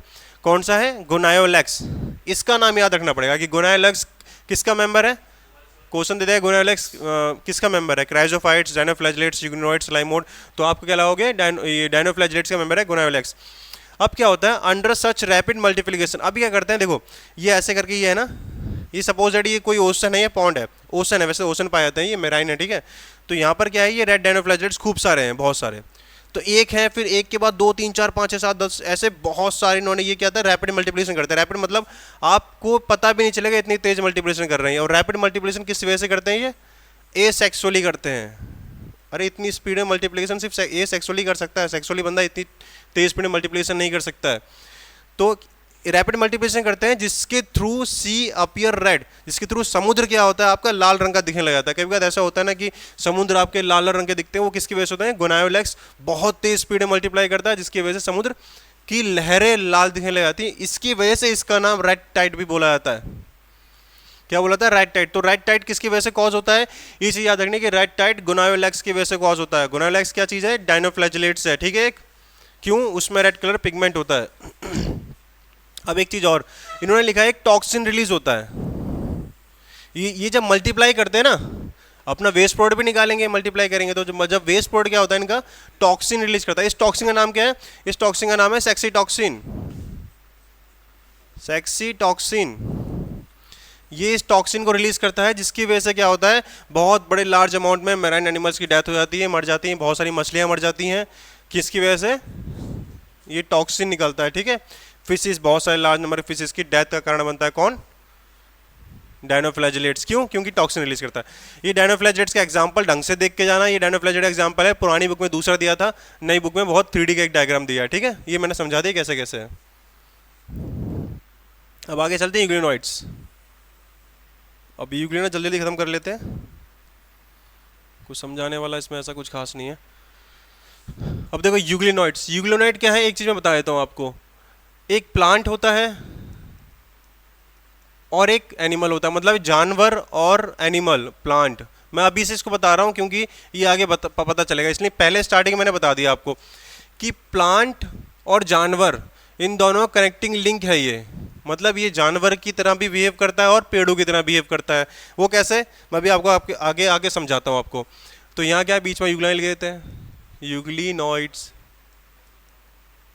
ठीक है। तो कैसे है, majority of them are fresh water, ज्यादातर मेजोरिटी फ्रेश वाटर में पाए जाते हैं। देखो एक चीज याद रखना, डायनोफ्लैजिलेट्स मेराइन थे, पहले first of chrysophytes fresh water थे, मेराइन थे। डायनोफ्लैजिलेट्स मेराइन थे, यूग्लिनोइड्स फ्रेश वाटर है, ठीक है। तो फ्रेश वाटर ऑर्गेनिज्म है ये, found in the stagnant water. Stagnant मतलब रुके हुए पानी में, थमे हुए पानी में। अब देखो इसके मैं बोल रहा हूँ ना स्टैग्नेंट वाटर, तो आप आगे लिख लो रुका हुआ पानी है ना। अब स्टैग्नेंट वाटर में पाए जाते हैं ये, ठीक है, मतलब रुके हुए पानी में पाए जाते हैं ये ना। कौन, यूग्लिनोइड्स। मोस्ट इंपॉर्टेंट है ये कि स्टैग्नेंट वाटर में पाए जाते हैं और फ्रेश वाटर में होते हैं। मेजोरिटी मतलब ज्यादातर फ्रेश वाटर में पाए जाते हैं। इंस्टेड ऑफ सेल वॉल, इनके पास सेल वॉल के अलावा, मतलब क्या होता है एक्चुअली, जिसकी सपोज दैट ये जो मेरा है ना, ये मेरा, मैं यहाँ बताता हूँ, ये मेरा यूग्लिनोइड है, दिख रहा होगा आपको, है ना। मैं यहाँ बनाता हूँ एक, मान के चलो ये एक यूग्लिनोइड है ना, ठीक है। और इसके ऊपर क्या होता है ना, इसके ऊपर सेल वॉल ना होकर के ना, इस पर सेल वॉल, इसके ऊपर सेल वॉल ना होकर के ना एक लेयर चढ़ी होती है, जिसे हम पेलिकल बोलते हैं। एक सेल वॉल की लेयर ना चढ़ा होकर पेलिकल बोलते हैं। पेलिकल क्या होता है कि इसकी सरफेस को है ना स्मूथ बनाता है, मतलब इसकी जो पूरी जो ये है ना बॉडी, इसको फ्लेक्सिबल बना देता है। अब इसके फ्लेक्सिबल होने के कारण मैं आपको बाद में बताऊंगा कि बॉडी फ्लेक्सिबल क्यों बनाता है, इसको नेचर ने ऐसा क्यों दिया है कि बॉडी फ्लेक्सिबल हो। सेल वॉल क्यों नहीं दिया, इसको मैं बताता हूँ। सेल वॉल नहीं था तो प्लांट किंगडम में रख नहीं सकते, तो यूग्लिनोइड इसको प्रोटिस्टा में डाल दिया हमने, ठीक है। अब देखो इसके दो फ्लैजिला निकलते हैं, एक बड़ा होता है एक छोटा सा होता है। देखो यहाँ भी एनसीईआरटी लिखती है, देखो यहाँ पर कितना एक बड़ा फ्लैजिला दे रखा है, एक छोटा फ्लैजिला होता है। तो एनसीईआरटी भी क्या करती है कि इसमें भी फ्लैजिला होता है, किसके अंदर, यूग्लिना के अंदर भी फ्लैजिला पाया जाता है। अब देखो क्या है, मैंने बता दिया कि कैसी है कि इंस्टेड ऑफ सेल वॉल के अलावा, सेल वॉल ध्यान रखना क्राइजोफाइट और डायनोफ्लैजेलेट में किस चीज़ की बनी थी, सेलुलोज की। अब instead of cell wall they have protein rich layer, इनका प्रोटीन रिच लेयर है, इसे पेलिकल बोलते हैं। मोस्ट इंपॉर्टेंट क्वेश्चन है ये कि पेलिकल किस में पाया जाता है। पेलिकल हमारा पाया जाता है किसके अंदर, क्या नाम है इसका, यूग्लिनोइड्स। और ये किसका होता है, प्रोटीन रिच लेयर है ये मोस्ट इंपॉर्टेंट है कि प्रोटीन रिच लेयर है, क्योंकि अब तक हमने सेल वॉल किसकी पढ़ी थी, सेलुलोज की पढ़ी थी। डायनोफ्लैजेलेट्स, क्राइजोफाइट दोनों सेलुलोज थे, लेकिन यहाँ पर ये जो पेलिकल है ये प्रोटीन रिच है, ठीक है। तो ये मोस्ट इंपॉर्टेंट बात याद रखनी है, जो उसकी बॉडी को फ्लेक्सिबल बनाता है। ये मैंने बता दिया कि बॉडी को फ्लेक्सिबल बनाता है, ठीक है। अभी बताऊंगा ये फ्लेक्सिबल क्यों बनाता है बॉडी को, काम क्या है इसका फ्लेक्सिबल होने का, ठीक है। दो फ्लैजिला पाए जाते हैं, एक शॉर्ट होता है एक लॉन्ग होता है। ये इंपॉर्टेंट याद रखना कि दो फ्लैजिला होते हैं, इसका एक शॉर्ट होता है एक लॉन्ग होता है। इस कंडीशन को हेटेरोकॉन्टाइक कंडीशन बोलते हैं। कौन सा, हेटेरोकॉन्टाइक कंडीशन। हालांकि ये कभी नीट में पूछा नहीं जाएगा, लेकिन पहले प्रीवियस टाइम में 2016, 2017, 2018, 19 तक में ये ऐसे क्वेश्चन पूछे जाते थे कि किस कंडीशन, ये बस ऐसे याद रख लो या अपने एनसीईआरटी पे लिख लो कि एक छोटा और एक बड़ा फ्लैजिला होने की कंडीशन को क्या बोलते हैं, हेटेरोकॉन्टाइक, ठीक है। They are photosynthetic in presence of sunlight. हाँ अब देखो, अब यहाँ आएगा though they are photosynthetic in presence of sunlight. जब तक सूर्य का प्रकाश रहता है तब तक तो ये किसकी तरह काम करते हैं, पेड़ों की तरह काम करते हैं। मतलब जब तक सूर्य का प्रकाश रहेगा तब तक ये दो दे आर फोटोसिंथेटिक, मतलब ये फोटोसिंथेसिस करेंगे, सूर्य किरणों का इस्तेमाल करें, खाना बनाएंगे। In the presence of sunlight, जब सनलाइट खत्म हो जाती है, when the deprived of sunlight, मतलब जब सूर्य की प्रकाश खत्म हो जाता है, मतलब रात के टाइम जब सूर्य का प्रकाश खत्म हो जाता है, तब क्या होता है, दे बिहेव लाइक हेटेरोट्रॉप्स। तो ये किसकी तरह बिहेव करते हैं, ये तब ये हेटेरोट्रॉप्स की तरह बिहेव करते हैं। They behave like heterotrophs by predating on other smaller organisms. और किसकी तरह, एक सेकंड बेटा, ठीक है। हाँ तो हम कहते हैं कि ये क्या था कि ये जब तक सूर्य का प्रकाश रहता है तब तक तो ये पेड़ों की तरह बिहेव करते हैं, मतलब प्रेडेटर फोटोसिंथेसिस करते हैं। लेकिन जैसे ही सनलाइट खत्म होती है, क्या करते हैं, हेटेरोट्रॉप्स बन जाते हैं। हेटेरोट्रॉप्स में क्या होता है, ये दूसरे एनिमल को प्रेड करते हैं, मतलब उनका भक्षण करते हैं, उनका शिकार करते हैं, छोटे छोटे ऑर्गेनिजम्स का, ठीक है बेटा। अब एक चीज और मैं याद रखा हूँ, पेलिकल था तभी तो ये बॉडी को फ्लेक्सिबल करके दूसरों का भक्षण करते थे। अगर पेलिकल जैसी लेयर नहीं होती तो बॉडी फ्लेक्सिबल नहीं होती, तो ये दूसरों का भक्षण नहीं कर पाते, ठीक है। और यही चीज सेल वॉल, क्या सेल वॉल एक रिजिड स्ट्रक्चर है ना, इसके थ्रू वो ज़्यादा ढंग से वो नहीं कर पाएगा, तो इसी वजह से ये प्रेडिटर होने की वजह से ये है। अब देखो मैंने बोला था ना ये कैंटिलिंग है प्लांट एनिमल्स का, क्यों, जब तक सूर्य का प्रकाश था तब तक तो ये मस्त खाना बना रहा था, और जैसे सूर्य का प्रकाश खत्म हुआ क्या हुआ, ये जानवर बन गया, पकड़े खाने लगे छोटे छोटे ऑर्गेनिजम्स को, ठीक है। तो इसलिए ना ही प्लांट है और ना ही ये एनिमल है, ये इन दोनों का एक मिला जुला मिश्रण है। अब इंटरेस्टिंगली, ये बहुत मतलब आश्चर्यजनक बात है, इंटरेस्टिंगली बात है ये जिज्ञासावश, कि pigment of euglenoids are identical to those present in the higher plants, example euglena. एक मोस्ट इंपॉर्टेंट आपको बात याद रखनी है कि यूग्लिनोइड्स में chlorophyll A plus chlorophyll B पाया जाता है, ये मोस्ट इंपॉर्टेंट है, ठीक है। ये क्लोरोफिल ए और क्लोरोफिल बी पाया जाता है, ठीक है। अगर यहाँ ना हो तो मैं यहाँ लिख देता हूँ, ठीक है, chlorophyll A plus chlorophyll B. देखो ये अपने ना पॉज करके अपनी कॉपी बुक्स में लिख लो, ठीक है, एनसीईआरटी में, कि क्राइजोफाइट क्लोरोफिल ए सेलुलोज की बनी थी, डायनोफ्लैजेलेट्स क्लोरोफिल ए सेलुलोज की सेल वॉल बनी थी, और अब बना क्या आ गया, यूग्लिनोइड्स क्या हो गया, क्लोरोफिल ए और प्लस बी, और सेल वॉल किससे बनी है, पेलिकल और प्रोटीन से, ठीक है।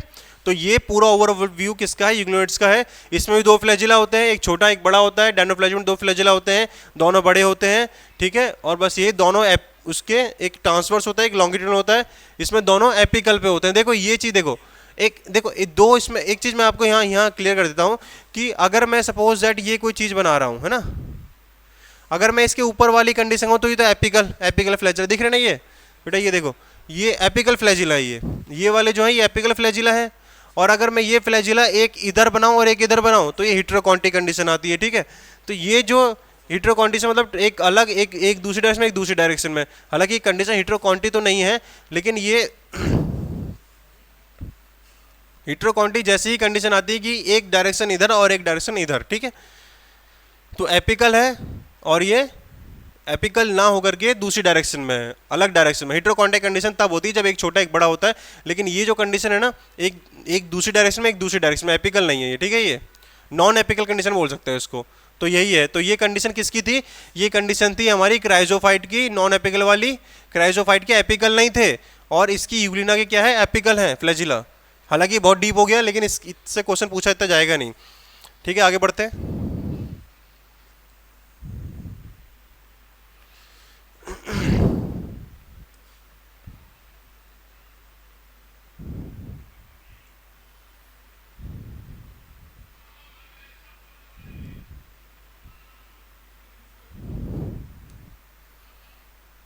हाँ देखो, अब पढ़ते हैं स्लाइम मोड।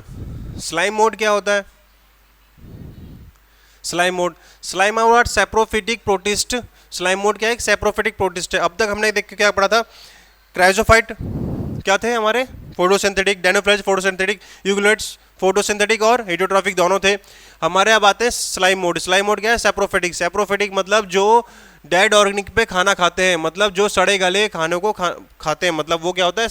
ये सैप्रोफिटिक प्लांट्स में जो खाना खाते हैं ना, जिसकी जो ये डेड ऑन, जिसकी जो जानवर मर जाते हैं, जो कोई भी चीज़ें सड़ गई, मर गई, गल गई, प्लांट्स प्रोडक्ट हो गया, एनिमल प्रोडक्ट हो गया, उन पे ये सर्वाइव करते हैं। The body moves along decaying twigs and leaves engulfing organic material. Most important line है कि इनकी बॉडी डेकिंग ट्विस्ट मतलब सड़े गले पत्तों पे और उनकी टहनियों पर जाते हैं और उन ऑर्गेनिक मैटर को कन्वर्ट कर देते हैं इनऑर्गेनिक, मतलब वो है तो ऑर्गेनिक मैटर, उसको इनऑर्गेनिक मैटर में कन्वर्ट करते हैं। अब देखो इनकी लाइफ साइकिल होती है, वो लाइफ साइकिल देखो कैसे होती है। देखो वो लाइफ साइकिल कुछ ऐसी होती है ना कि एक ये लीफ है, देखो दिख रहा होगा तुम्हें यहाँ पर, एक लीफ है, ये है ना, छोटी सी है ना, ये लीफ है। इस पे क्या होता है? एक स्लाइम मोड आता है छोटा सा, ये आ गया स्लाइम मोड, छोटा सा स्लाइम मोड।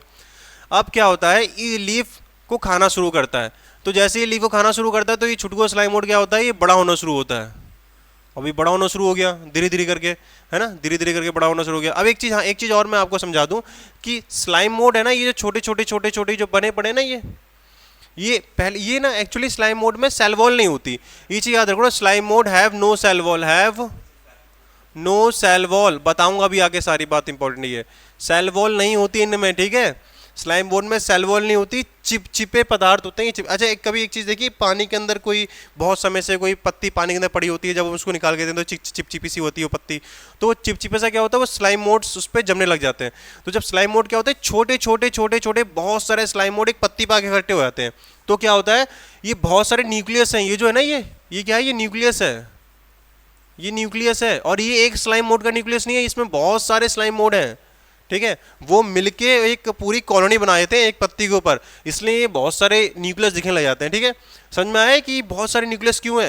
ये तो उन पर सेल वॉल नहीं होती, सेल वॉल नहीं होगी तो आपस में बहुत आसानी से चिपक जाएंगे। ये चिपचिपे सब्सटेंस होते हैं, स्लिमी होती है इनकी लेयर, है ना, स्टिकी होती है। और ऊपर से इन पे बहुत सारे न्यूक्लियस क्यों है? क्योंकि ये एक स्लाइम मोड नहीं है, ये बहुत सारे स्लाइम मोड मिलकर के एक साथ उन्होंने एग्रीगेशन कर लिया है। अभी बताऊंगा उस पूरे बहुत सारे स्लाइम मोड को मिलके क्या बनता है, वो भी बताऊंगा अभी आगे, ठीक है। अब देखो ये छोटे, ये लीफ को खाना शुरू कर दिया, अब खाते खाते खूब बड़े हो गए। अब क्या हो गया? भाई खाना हो गया खत्म, लीफ खत्म हो गई। अब क्या करेंगे? अब लीफ खत्म हो गई तो अभी मर जाएंगे ना। अगर लीफ किसी का खाना खत्म हो जाएगा तो ही मर जाएंगे। चलने के लिए इनके पास कोई ऑर्गन नहीं कि पैर होंगे तो भाई चलो दूसरी लीफ के पास चले जाओ, नहीं। हालांकि यहाँ लिखा है the body moves along decking, मतलब इनकी बॉडी डेकिंग और सब्सटेंस से मूव करती है। तो मूव करती कैसे है? कोई ऐसा लोकोमेटरी ऑर्गन थोड़ी इनके पास कि पैर हो गए चलो, सीलिया होगी चले जाओ, फ्लैजिला हो गए चला गया, नहीं। इनके पास कोई लोकोमेटरी ऑर्गन नहीं है। तो मूव करते कैसे हैं डेकिंग ट्विंस? और उस पर तो मैं वो बता रहा हूँ कि कैसे मूव करते हैं। क्या हो गया?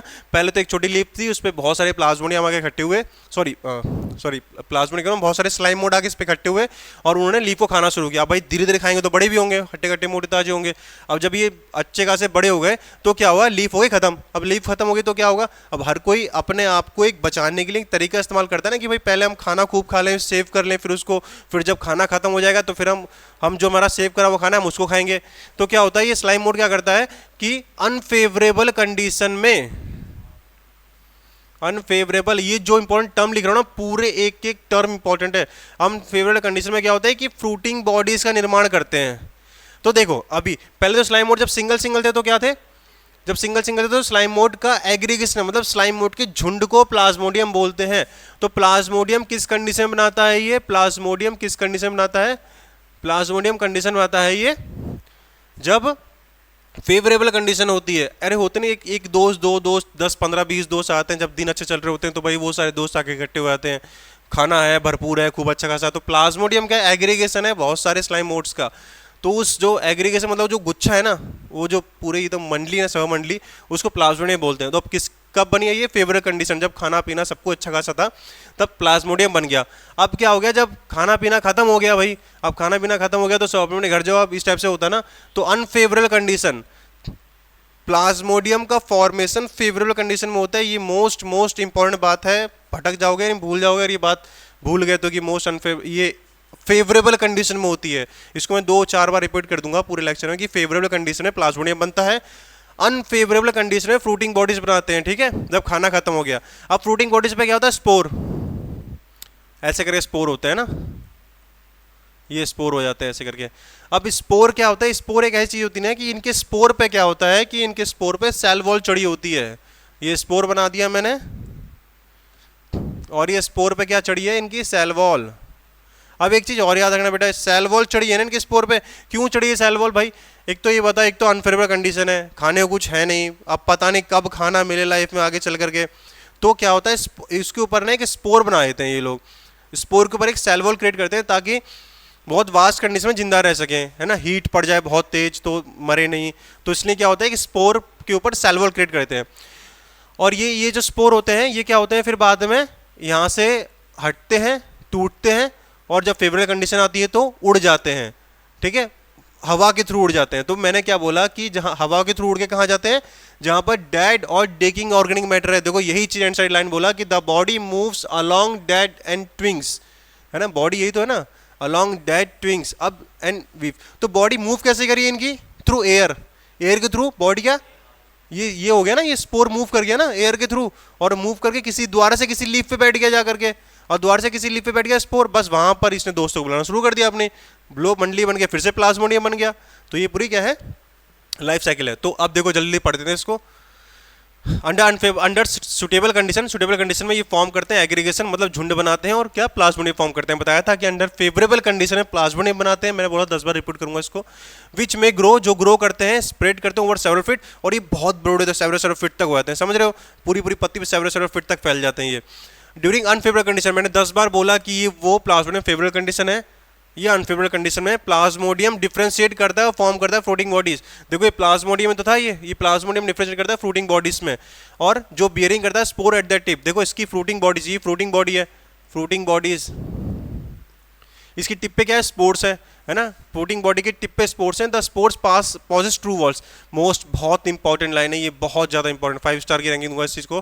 क्यों, क्योंकि पूछता है कि स्पोर्स स्लाइम मोड पे सेल वॉल नहीं होती है, बाकायदा सही बात है, स्लाइम मोड पे सेल वॉल नहीं होती है बेटा, लेकिन इनके स्पोर्ट्स पे ट्रू वॉल्स पाई जाती है। मोस्ट इंपॉर्टेंट है, इसको याद ही रखना, सपनों में याद होनी चाहिए ये कि स्पोर्ट्स के ऊपर ट्रू वॉल्स है।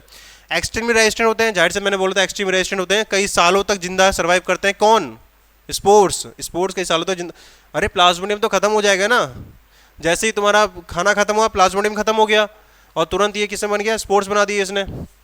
अब क्या हो गया, they are extremely resistant and survive many years even under adverse conditions, बहुत ज़्यादा एडवर्स कंडीशन में भी ये जीवित रह सकते हैं। बहुत मोस्ट इंपॉर्टेंट बात जो कि इसमें बोलनी है मेरे को, क्या बोलनी है इसमें, बोलनी है जो मोस्ट इंपॉर्टेंट बात है वो है आपकी कि the spores are dispersed by air current.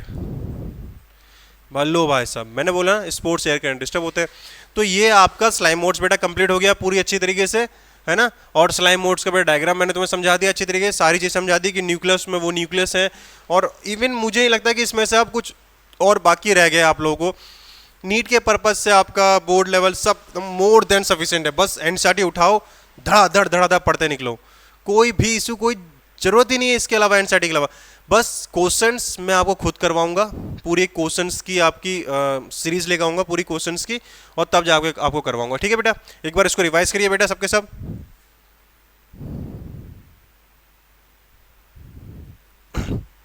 Okay तो बेटा हम पढ़ते हैं आगे प्रोटोजोअन्स। अब देखो मैं ना एक एक लेक्चर में ना एक एक किंगडम खत्म करवा देता हूँ ना, क्योंकि इससे अगर सब शॉर्ट पढ़ोगे तो कोई मतलब नहीं है, कोई समझ में नहीं आने वाला आपको। क्या मतलब इसे शॉर्ट पढ़ोगे, 50 मिनट्स कम से कम सफिशिएंट चाहिए। अब ये वो वीडियो थोड़ी है कि भाई 4 मिनट के अंदर पूरा किंगडम प्रोटिस्टा कंप्लीट कराने को, तो मैं 2-4 मिनट 10 मिनट में कंप्लीट करा दूं, लेकिन उससे कोई फायदा नहीं है। आप जब तक नहीं समझोगे तब तक कोई मतलब नहीं है उससे पढ़ने का। ठीक है, तो अब मैं पढ़ता है किंगडम प्रोटोजोअन्स।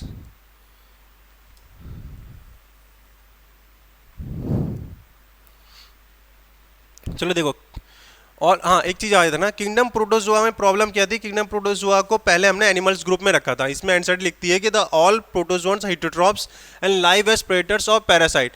बहुत इंपॉर्टेंट लाइन इन्होंने एक बात यहाँ बोल दी है बेटा, कि जब मैं नीट की जब मेडिकल तैयारी करता था ना, उस वक्त पे मुझे एक क्वेश्चन आ गया था कि ऑल प्रोटोजोन्स आर हेटेरोट्रॉप्स। ये तो मैं ठीक था, मुझे याद था all protozoans heterotrophs. Live as predator, मुझे सिर्फ ये याद था कि वो एक प्रेडेटर के रूप में रहते हैं।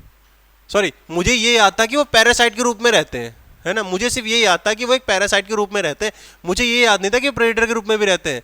तो मतलब मुझे सिर्फ ये पता था कि जितने प्रोटोजोअन्स है ना वो हेटेरोट्रॉप्स होते हैं। मैंने एनसीईआरटी ढंग से उस टाइम पढ़ी थी, लेकिन बार बार पढ़ने पर भी वही प्रॉब्लम आती थी कि ये प्रेडेटर्स मेरी की आंखों से ये मिस होता था बार बार कि सारे प्रोटोजोअन्स प्रेडेटर्स हैं और पैरासाइट्स भी हैं। क्वेश्चन आया, मैं लटक गया था कि प्रेडेटर होगा कि पैरासाइट होगा। मुझे थोड़ा सा कंफ्यूजन था इसको लेके, हालांकि मैंने क्वेश्चन छोड़ के आया था, क्योंकि नेगेटिव करने का कोई रूल नहीं है, आप नेगेटिव मत करो, क्वेश्चन छोड़ के आ जाओ, ज़्यादा बेटर है। तो वही कि predators and parasites, all protozoans are heterotrophs, live as predators or parasites. They are believed in primitive relatives of the animals. ये believe किया जाता है, ये भरोसे किया जाता है, ये मतलब ऐसा सोचा जाता है कि ये जो है ना प्रोटोजोन्स, ये ना प्रिमिटिव मतलब रिलेटिव रह चुके हैं एनिमल्स के, इसलिए इनको निकाल के हम एनिमल ग्रुप में रख रहे थे। ठीक है, इनके पास सेल वॉल नहीं है, इनको एनिमल ग्रुप में रख रहे थे, लेकिन फिर हमने इनको बाद में प्रोटिस्टा में रख दिया, क्योंकि ये यूनिसेलुलर थे। 4 मेजर ग्रुप होते हैं। ठीक है, पहला अमीबॉइड प्रोटोजोआ, ज़्यादा नहीं पढ़ना इनके बारे में, थोड़ा थोड़ा ही पढ़ना है। 4 ग्रुप होते हैं। पहला क्या है, अमीबॉइड प्रोटोजोआ। अमीबॉइड प्रोटोजोआ मतलब अमीबॉइड, अमीबॉइड से तुम सबको पता चल रहा है कि भाई अमीबा जैसी शक्ल होगी इसकी। देखो ये ऐसा ऐसा करके बना दिया मैंने अमीबा, है ना। ये आ गया तुम्हारी न्यूक्लियस, ठीक है, ये सारी चीज़ आ गई ना, ये कोई माइटोकॉन्ड्रिया आ गई, सारी सारी चीज़ आ गई ना। ये अमीबा आ गया, है ना, साइटोप्लाज्म आ गया अमीबा का, ठीक है, पूरा ये है ना। कॉन्ट्रेक्टाइल वैक्यूल्स होती हैं इसमें, है ना, ऑस्मोरेगुलेशन के लिए बहुत सारी चीज़ होती हैं। बाकी जितना भी ये न्यूक्लियस व्यूक्लियस सब आ जाता है इसके अंदर, है ना, अमीबा के अंदर। तो ये क्या है, ये अमीबा प्रोटोजोअन्स है, है ना। This organism live in fresh water, important, fresh water में रहते हैं, सी वाटर में। अब देखो जो सी वाटर में रहते हैं ना, उनके पास एक चीज़ याद है ना, कॉन्ट्रेक्टाइल वैक्यूल होता है। सी वाटर में जो रहते हैं उनके पास क्या होता है, उनका बेटा होता है कॉन्ट्रेक्टाइल वैक्यूल।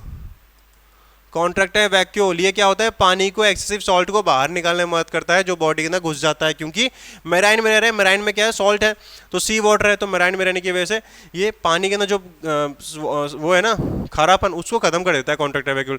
और मॉइस्ट सॉइल, ठीक है, देखो बहुत इंपॉर्टेंट है। एक तो फ्रेश वाटर में रहता है हमारा, ये होता है ना अमीबिक डिसेंट्री कहते हैं। आप गंदा संदा पानी पियोगे तो आपके लूज मोशन लग जाएंगे, है ना, पेट में पानी हो जाएगा, तो वो लूज मोशन लग जाते हैं। क्यों, क्योंकि वो अमीबिक डिसेंट्री होती है। अभी बेटा वो एमबीबीएस में आओगे ना, है ना, तो वहाँ पर क्या है कि एक पढ़ाते हैं अमीबिक डिसेंट्री, वो यही है, गंदा संदा पानी पीने से अमीबिया की डिसेंट्री होती है, उसमें स्टूल में ब्लड आने लग जाता है, म्यूकस ज़्यादा आने लग जाता है, वही चीज़ है। तो कहाँ, फ्रेश वाटर में।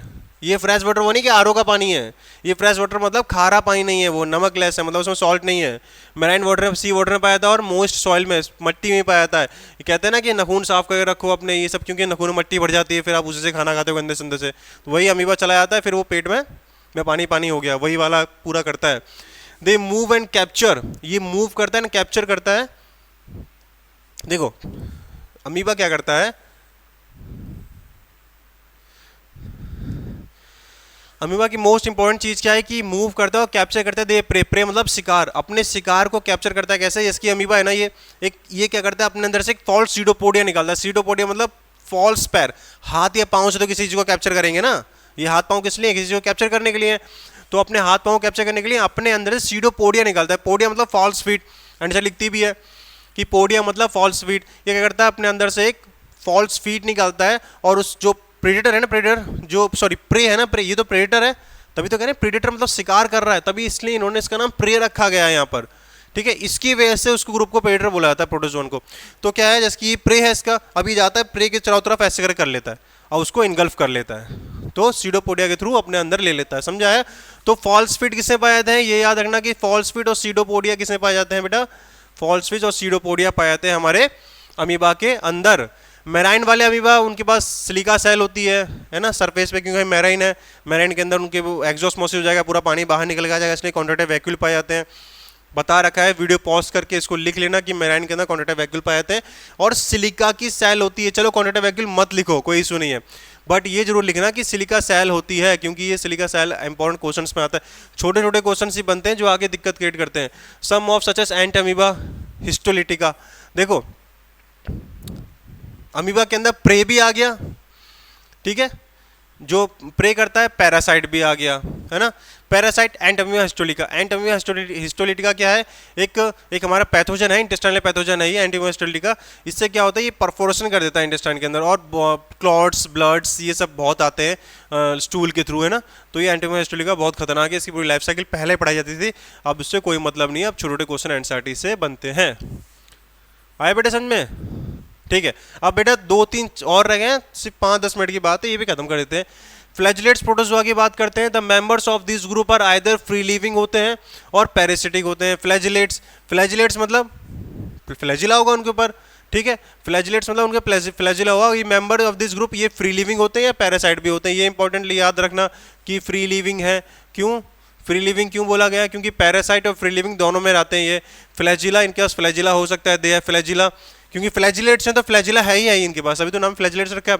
ये पैरासिटिक फॉर्म कॉज करते हैं डिजीज, जाहिर सी बात जो पैरासिटिक फॉर्म होगा वो डिजीज कॉज करेगा। अगर आपको कोई आपके बॉडी में कुछ खाने के लिए आएगा, बॉडी में जहाँ भी खाएगा तो वहाँ आपको नुकसान तो पहुँचाएगा, उस जगह की फेसिया या फेस अगर उस जगह की स्किन, हालांकि फेसिया भी होती है, उस जगह की स्किन को आपको खाएगा तो आपको कोई ना कोई डिजीज तो कॉज होगी ना। तो क्या होगा कि पैरासिटिक फॉर्म कॉज करता है डिजीज, जैसे कि स्लीपिंग सिकनेस, और इसका एग्जाम्पल क्या है, ट्रिप्नोसोमा पैलोडियम। हालांकि पैलोडियम आपको याद रखने की जरूरत नहीं है, ठीक है, स्पीसीज है ये, ट्रिप्नोसोमा याद रख लो, पैलोडियम आगे एमबीबीएस में याद रख लेना।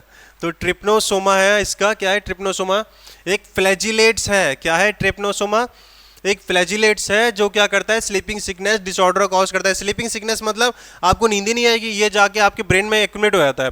ट्रिप्नोसोमा क्या होता है, ये तो गंदे पानी किसी की वजह से, इन सब की वजह से ही है ना, क्या होता है, ये फ्री लिविंग्स होते हैं और पैरासिटिक होते हैं, गंदे पानी के और इन सब की वजह से, सब्जी ढंग से ना खाने की धोने की वजह से ये क्या करते हैं, ट्रिप्नोसोमा ये जाके ब्रेन में एनलोड हो जाते हैं और वहाँ पर जो हमारे ये रेसेप्टर होते हैं, स्लीप रेसेप्टर्स, उनको वो करते हैं, डिप्रेस करते हैं, जिसकी वजह से आपको नींद नहीं आती है। स्लीपिंग सिकनेस मतलब बीमारी होती है, इंसोम्निया की, नींद ना आना, अनिद्रा की बीमारी होती है, ठीक है। तो ट्रिप्नोसोमा की उसकी वजह से होता है, ठीक है। ये अब पढ़ते हैं सीलिएट्स प्रोटोजोआन। सीलिएट्स प्रोटोजोआन नाम ही पता चल रहा है कि सीलिया है, मतलब देखो यहाँ पर क्या है, ये एक ऐसे करके ये होता है, ये ऐसे करके होता है, और ये होती है इसकी गुलेट, गलेट बोलो है ना इसको, कुछ लोग गुलेट बोलते हैं लेकिन करेक्ट करो, गलेट है ये, ठीक है।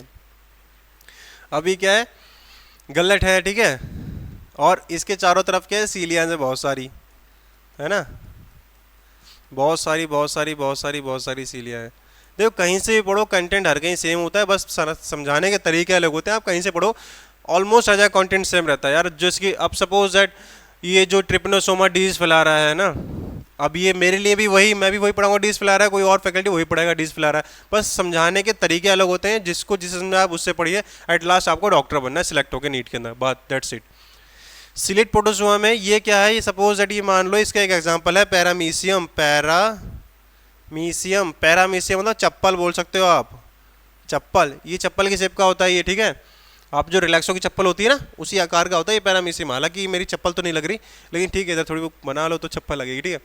अब देखो ये क्या होता है, ये जो सीलिया है ना, सीलिया एक बहुत इंपॉर्टेंट मैं बात बता रहा हूँ। सीलिया काम क्या करता है, वाटर को लेड करता है, मतलब एक ओर की तरह काम करता है, एक चक्कू की तरह काम करता है। क्या ये क्या करता है, जो आसपास का पानी होता है ना उसको हिलाता है। ये अपनी बॉडी को स्टैटिक रखता है, मूवमेंट नहीं करता, आसपास की बॉडी को मूव करवाता है, आसपास के वाटर पार्टिकल्स को मूव। ऐसी बोट है ना, अब तुम चक्कू चलाते हो ना, ठीक है, तो पानी पीछे वाला बाहर जाता है, वो आगे जाती है, ठीक है। तो ये फिजिक्स में पढ़ना अच्छी तरीके, फिजिक्स वाले सर पढ़ाएंगे, राम सर आपको। अभी मैं क्या बता रहा हूँ कि जो सीलिएट प्रोटोजोआ है ना, ये अपने चारों तरफ सीलिया होती है ना उसको लेडन करता है, मतलब मूवमेंट करता है, जिसके थ्रू क्या होता है, ये चारों तरफ जो पानी है ना इसके, वो घूमना शुरू होना शुरू होता है, वो चलना फिरना, वो मतलब उसे मूवमेंट आना शुरू होती है। अब जब इस पानी के अंदर मूवमेंट आना शुरू होती है, जैसे कि यहाँ सपोज दैट यहाँ कोई इसका प्रे है या कोई फूड है, वो क्या पानी ऐसे मूव करेगा, मूव करते करते करते इसको गलेट में पहुँचा देगा। चला गया पेट में इसके, हो गया इसका पेट भर गया इसका। तो यही चीज होती है, जो सीलिया होता है ना, ये बहुत सारी सीलिया के थ्रू वाटर लेडन मूवमेंट करता है और खाने को अपने पेट में ले लेता है। अब देखो वही चीज है, छोटी चीज है, स्पीड में पढ़ लेते हैं। एक्वेटिक होते हैं भाई, एक्वेटिक क्यों होंगे एक्वेटिक भाई, तभी तो बताया ना कि पानी को वो करेगा। एक्टिवली मूविंग होते हैं भाई, अगर स्पीड में एक्टिवली मूविंग नहीं करेगा तो पता चले पास में कोई प्रे है, इसने मूव कर दिया, प्रे पट के निकल के भाग गया, इतने में तो फिर प्रे खत्म, प्रे चला जाएगा निकल करके। तो इसलिए ये वाटर को धीरे स्पीड भी एक्टिवली मूव करता है ना। एक्टिवली मूविंग ऑर्गेनिज्म बहुत स्पीड में मूव करता है चीज़ों को, because of the presence of thousands of cilia. They are cavity, इनका कैविटी से गलट बोलते हैं, जो ओपन होती है outside of the cell surface. ये मैंने बता दिया कि सेल सरफेस के आउटसाइड ही ओपन होती है, कैविटी गलट होती है। गलेट, ये देखो भैया मैंने लिखा था ना गलेट, ये रहा गलेट, ये रहा ये है गलेट, ठीक है। आउटसाइड सरफेस, सेल सरफेस के आउटसाइड ओपन होती है, कोऑर्डिनेट मूवमेंट होता है। कोऑर्डिनेट मूवमेंट इंपॉर्टेंट है क्यों, पता चले एक सिले इधर फेंक रहा है, एक सिले उधर फेंक रहा है, पानी आधा इधर जा रहा है, आधा पानी इधर जा रहा है, लो हो गया, चला गया वो प्रे आपका। कोऑर्डिनेट मूवमेंट होता है the row of the cilia cause the water laden with food to be straight into the gullet, example paramecium. और इसका एग्जांपल क्या है, पैरामीशियम है, ठीक है। मैं आपको इस चित्र दिखा दूंगा आपको, इसका एग्जांपल क्या है, पैरामीशियम है। पानी को वही कह रहा है, water laden with the food, पानी के साथ, खाने के साथ ये पानी को अंदर ले लेता है, बस वही है। अब एक लास्ट और पढ़ते हैं, स्पोरोजोअन्स। इनके पास भी चलने लायक कुछ था, सीलिया, इनके पास भी कुछ था, फ्लैजिला, फ्लैजिलेट्स के पास, अमीबा के पास भी कुछ था, क्या, सीडोपोडिया, फाल्सफिड। अब एक आते हैं जो बिल्कुल चल ही नहीं पाते, जिनका नाम है स्पोरोजोअन्स। इनके पास लोकोमोटरी ऑर्गन नहीं होते हैं, मैं यहाँ लिख देता हूँ इसको ऐसे ऐसे, ये इनके पास लोकोमोटरी ऑर्गन एक्सेप्ट होते हैं, लोकोमोटरी या मोटरी, लोकोमोटरी जो ऑर्गन होते हैं ना वो नहीं होते, लोकोमेट्री ऑर्गन नहीं होते। बेटा स्टॉप करके वीडियो पॉज करके लिख लो कि स्पोरोजोन्स का लोकोमेट्री ऑर्गन नहीं होते हैं, ठीक है। ये डाइवर्स ऑर्गेनिजम्स हैं and infectious spore like stage. बहुत बहुत बहुत इंपॉर्टेंट बात ये बताने जा रहा हूँ कि स्पोरोजोन पूरे प्रोटिस्टा में सिर्फ 2 जगह स्पोर लाइक स्टेज है, कौन सी, कहाँ पर है, स्लाइम मोड्स में, और एक अपने स्पोरोजोन में, ठीक है। लेकिन ये जो स्पोरोजोन के स्पोर्स हैं ये क्या है, इन्फेक्शियस हैं। स्पोरोजोन्स में कौन सी स्टेज इन्फेक्शियस है, स्पोर्स इन्फेक्शियस है। ये इंपॉर्टेंट लाइन है, देखो ये चीज़ ना बच्चे बहुत बहुत गड़बड़ करते हैं कि इन्फेक्शियस स्टेज क्या है, ये पॉज कर लिखो अभी, इन्फेक्शियस स्टेज स्पोरोजोन की क्या है, spores infectious stage of sporozoan, ठीक है। अब देखो this the most notorious is Plasmodium malaria parasite. Notorious मतलब खतरनाक है ना, बहुत वास्ट तरीके से बीमारी फैलाने वाला, नोटोरियस। प्लाज्मोडियम मलेरिया, ये प्लाज्मोडियम वाला क्या है, ठीक है ना। वो प्लाज्मोडियम क्या था, एग्रीगेशन था, मतलब झुंड था, स्लाइम मोड्स की दोस्ती का झुंड था वो। और ये क्या, ये प्लाज्मोडियम पूरा एक अलग ही है ये, ठीक है ना। प्लाज्मोडियम क्या है, जीनस है। अब इसमें आगे फेल्सीपोरम स्पीसीज आ जाएगी, प्लाज्मोडियम वाइवैक्स, ये सब स्पीसीज आती हैं, ये सब, ठीक है। तो ये प्लाज्मोडियम है, मलेरिया पैरासाइट है ना। प्लाज्मोडियम फेल्सीपेरम, ये कहाँ पाया जाता है, ये दूसरे अफ्रीका में पाया जाता है, जो सबसे ज़्यादा ये फैटल होता है, हमारे इंडिया में नहीं, अच्छी बात है। प्लाज्मोडियम क्या है, मलेरिया पैरासाइट है। बस अपने आप को ये याद रखना कि प्लाज्मोडियम में मलेरिया पैरासाइट है। ये मलेरिया पैरासाइट कौन है, प्लाज्मोडियम, याद रखना, malaria parasite plasmodium. Which cause malaria are disease which are staggering effect on the human population. एक बात आप जानते हो कि ये ह्यूमन पॉपुलेशन कितनी ज़्यादा इफेक्ट होती है, मलेरिया से लाखों लोग पहले मर जाते थे, वैक्सीन नहीं थी, सॉरी वैक्सीन कह रहा हूँ, सॉरी इनकी मेडिसिन नहीं थी मलेरिया की, है ना, और कुछ था नहीं तो लाखों मर जाते थे। अब क्या है, अब तो मलेरिया से बचाव भी होने लग गया है। आप पानी इकट्ठा मत करो अपने आसपास, अभी और डेंगू के सीजन और चल रहे हैं, तो पानी वानी इकट्ठा मत करो और मैक्सिमम से मैक्सिमम वाटर पियो, ठीक है। और अब ख़त्म करते हैं इसको, है ना। तो कल बेटा फंजाई पढ़ाएंगे, अच्छे से पढ़ते रहिए और मेहनत करते रहिए आराम से। और देखिए एक चीज़ और याद रखना कि लाइफ में ना बिना द्रोणाचार्य अर्जुन नहीं बनता। तो आप देखो कि आपके द्रोणाचार्य कौन है, आप स्वयं अर्जुन हो तो कमांड संभालो और भिड़ जाओ, ठीक है। ये मत सोचो कि इतना मेरा सिलेबस गुजर गया, मेरा सिलेबस उतना चला गया, उतना ख़त्म हो गया, नहीं। आप जिस तत्काल रूप से तैयारी स्टार्ट करोगे तन्मयता से और मेहनत से, तब से ही आपका सिलेक्शन होना शुरू हो जाएगा। देखिए लोग ऐसे से 4-4 महीने में निकाल देते हैं नीट, ऑफकोर्स सही बात है ये, लेकिन बस कंटिन्यूटी, निरंतरता, ये सबसे ज़्यादा इंपॉर्टेंट चीज़ है। जब तक नीट के स्टूडेंट में निरंतरता नहीं आएगी ना, तब तक ये नीट नहीं निकलेगा। नीट टफ एग्ज़ाम नहीं है, नीट कंटिन्यूसली मैनर में आप कितना पढ़ रहे हो वो एग्ज़ाम है इंपॉर्टेंट। आप कंटिन्यू फोकस करिए, कंटिन्यू मेहनत करिए। डैम श्योर है कि मैं लिख के दे रहा हूँ कि नीट निकला है जिस बंदे ने कंटिन्यू मेहनत की है और अपने जो टीचर्स हैं उनकी बात मान के चला है सारी की सारी। देखिए टीचर्स आपका भला ही चाहेंगे, चाहे आप किसी भी कोचिंग पढ़ो, दैट डजंट मैटर। मैं किसी कोचिंग का ऐसे वो नहीं कर रहा हूँ, ठीक है। आप किसी भी कोचिंग पढ़ो, अच्छी कोचिंग से पढ़ो, बेस्ट कोचिंग से जो आपके कॉन्सेप्ट क्लियर करें, चाहे वो कहीं से, वो आप डिसाइड करोगे कि आपके कॉन्सेप्ट कहाँ से क्लियर होते हैं, ठीक है। जो पढ़ते रहिए आराम से। जय हिंद।